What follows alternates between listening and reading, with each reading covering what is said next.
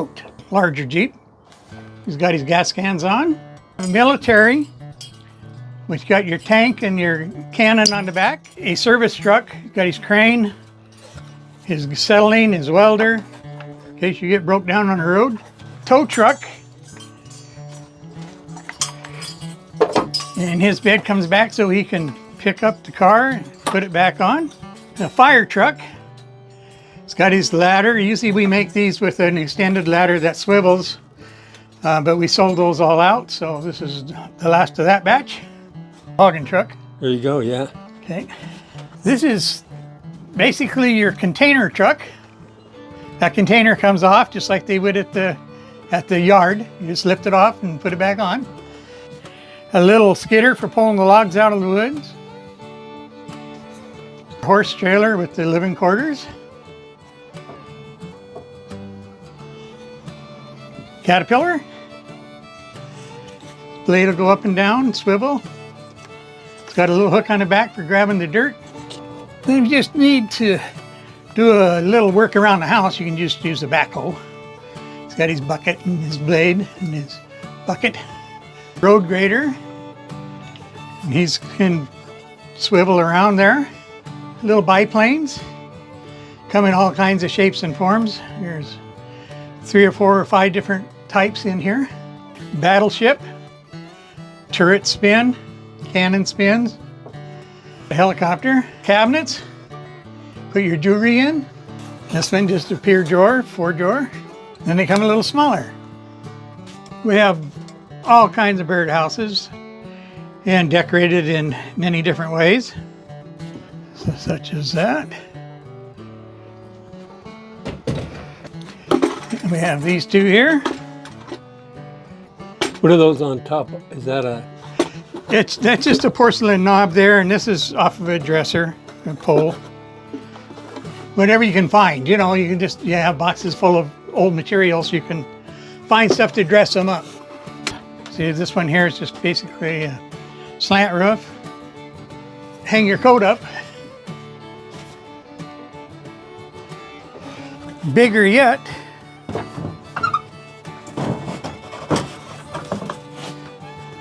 which will be this size.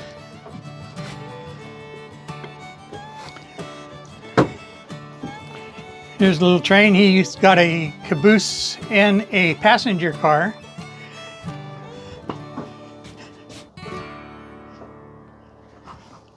If it's wintertime, we have a bunch of this. We build these little boxes, little keepsake boxes. They got a top that comes off. You keep saying we. We. Who's we? Me. I include my wife sometimes because she has an idea, you know, and I'll follow it up. Or she say, why don't you do that? And I say, okay. Wind chimes. I just built this one day before yesterday. Some of these I found and redid pieces. They make fairly nice noise.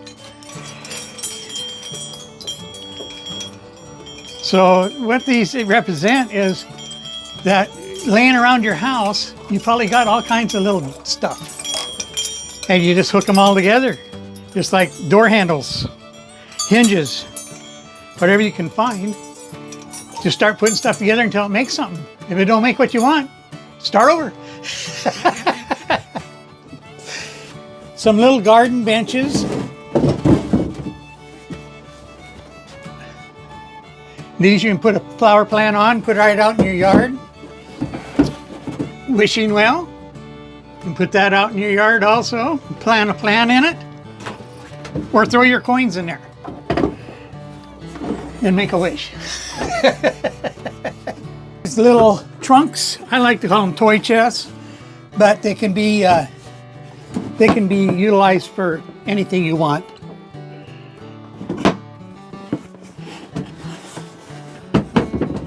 These come in 4 different sizes, from this size here to very large, like it would be a coffee table or blanket chest at the end of the bed.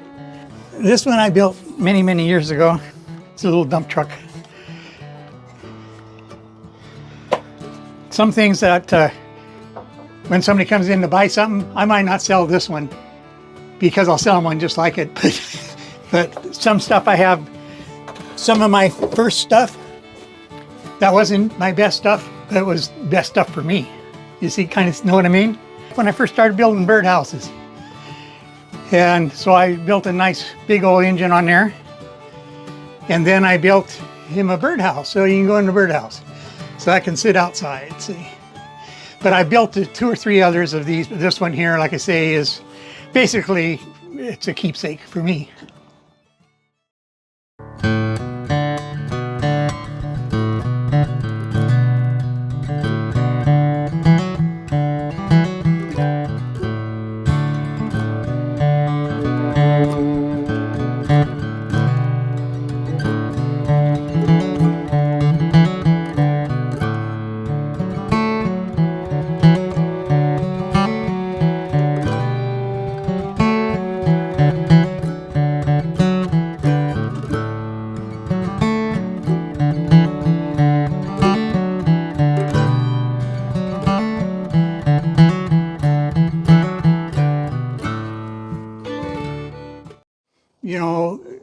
You probably wouldn't have heard at one point or another that when you completed a project that maybe you wrote all the dimensions down and put it in a file. But what I do is generally speaking, I go grab something there and I kind of follow it along. Once I've developed the plan that I like, then I'll just follow along. It may be an inch longer, maybe an inch shorter, maybe an inch taller, the next one. It just depends on what I'm trying to achieve. But sometimes I get something stuck in my head, so I will just continue that same pattern in my head. So I don't have to go down there and get it because those numbers have been up here for so long that I can just put it out on the table. And a lot of times I'll start on the table because, like, for an example, the trucks. Nobody gave me a design or told me what the truck was supposed to look like. That's how it looked like in my mind. So I started out on the table and I built the front end. And I said, well, the cab's got to be this wide in order to have running boards or whatever. So then I would do that. And the first 2, I might have chucked some wood over into the pile, because I cut them too short or, usually too short because you can't add back to them. Too long's fine. You can always cut off a little, But so the plans, the only things that I wrote down an actual plan for was when I'm building the trunks, like I was telling you, the ones that would go at the end of the bed, and then the toy chest, and then the next one down, is I built a whole bunch of them at one time. I probably had maybe 50 of them. And so I wrote the numbers down. They're still on my desk right behind you. I just wrote them on the top of my desk. One says small, large, big. So I'd go to that, and I would say that all my end boards got to be 17 inches, so I'd cut them all out. So I know my legs got to be 20 inches, so I'd cut them all out. So I'd follow that plan, and I still do that today when I'm building the trunk. If I didn't have one down there to go by, then I would just look at my desk and see or in my house, since I built all my own furniture in the house too, so I can go in there and probably find what I'm trying to build. What happens is first started when I'm building the big cabinets, and you've seen the amount of cabinets I built at a couple of the sales at the school there. When I'm building those cabinets, I'd end up with end wood that's left over. So instead of burning it, I started building the toys so I could make the most out of every piece of wood instead of me throwing money out the door or burning it up. Just like those bins right there. You see, they're full of wood. But I'll reach in there and get a piece out when I'm building the toys. The toys use pieces this big to pieces this big or this big. So I can go ahead and utilize all my material.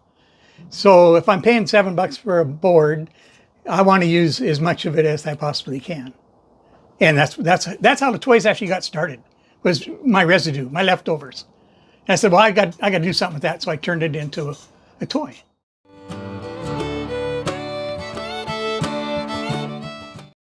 Pine.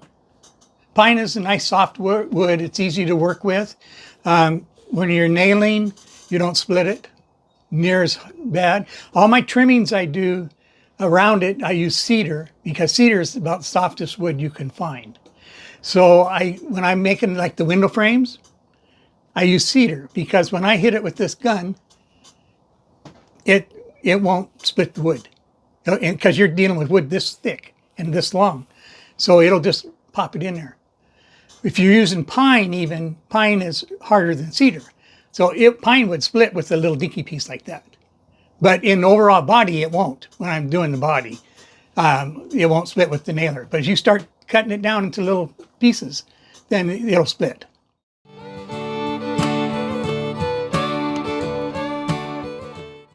I would say I'm out here somewhere between 30 to 40 hours.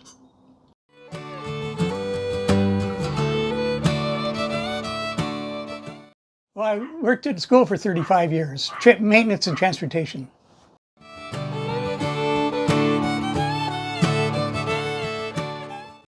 Well, what I did is I started about 3 years before I retired, just some stuff I needed. And then at that time, I put up 2 of those tents like you walked in the front. And it was dirt floor here. I put 2 of those up, and I'd be out there in the wintertime standing in water because it seeps under, getting shocked. I said, that's not going to work out so well in the long run, you know. So, but no, I started building little things. But to be honest with you, 20 years ago, my mom wanted me to build her a wood box. And I could not build a wood box. There was no way in my head I could figure it out or get it built so that it was structurally sound. And so I couldn't even build a box 20 years ago. So it's just something you roll into, you know. I mean, I don't know how or what makes you do it. I think when I started rebuilding the house here, then I had to have things more in line and take a little more time instead of, you know, just trying to get something done. That I finally started putting things together, you know, what would work. But I tell you what, I made a lot of wrong cuts over the years. It just happens, you know, as you're learning.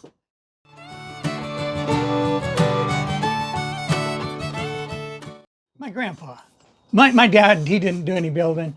My grandpa, he got hurt in the woods in 1955. And all he had time for then, he hurt his shoulder really bad. And he got that kind of repaired. The only thing that was on his mind is taking myself and my brother fishing. And that happened about twice a week.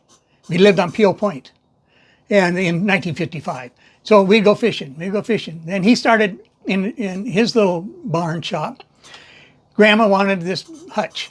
So he built this hutch. It had to be 10 foot long, 8 foot tall, glass doors, beautiful workmanship. He just sat down and did it. He didn't have a plan either, but he was able to do that. He was able to build their house, 2 of them. He was able to build the kitchen. I mean, he was a good carpenter. So it come easy for him. But other than that, like I say, I couldn't even imagine anybody in my family that does this kind of stuff.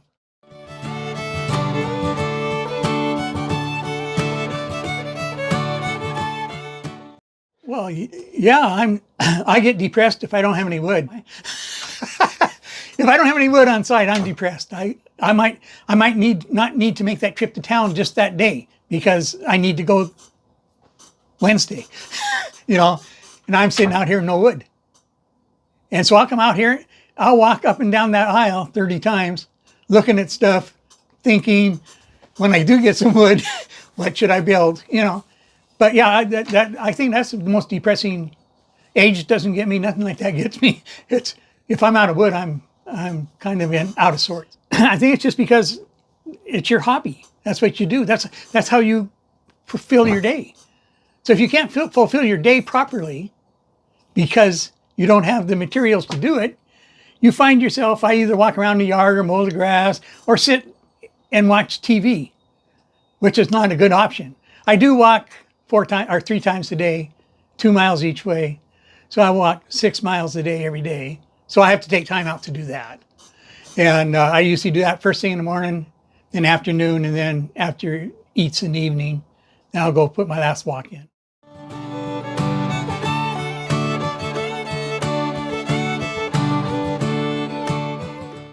And that could be bad at our age. if you don't have any spark whatsoever, because then things are kind of meaningless.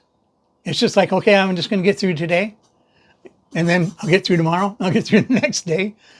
But if you have something to look forward to, then it's not, okay, I don't want to get through today. I want to get today done so I can get to tomorrow, because I got another plan for tomorrow.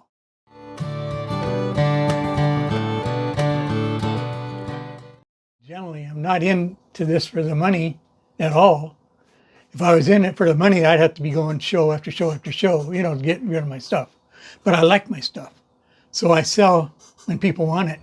Other than that, I keep my shelves full, and I'll keep them full. So it's just, that's just why I don't want to walk out here and see an empty spot. But I do need some more room.